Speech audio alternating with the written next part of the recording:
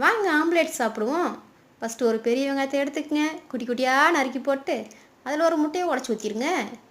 உடச்சி ஊற்றி அப்படியே கொஞ்சம் உப்பை போட்டுங்க. உப்பை போட்டு நல்லா கலக்குன்னு கலக்கி அந்த வெங்காயம் உப்பு முட்டை எல்லாம் நல்லா கலக்கிற மாதிரி ஒரு கலக்கிட்டு அப்படியே அடுப்பு பற்ற வச்சு தோசைக்கல்லை வச்சு கொஞ்சம் எண்ணெய் விடுங்க. எண்ணெய் விட்டு கலக்கி வச்ச முட்டையை தூக்கி தோசைக்கல்லில் ஊற்றுங்க.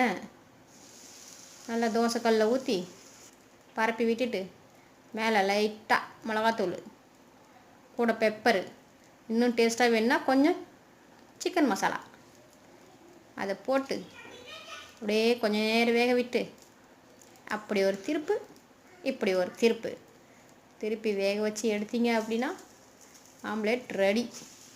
சாப்பாடோடு வச்சு சாப்பிட்டு பாருங்கள். அடடடடடா செம்ம டேஸ்ட்டு.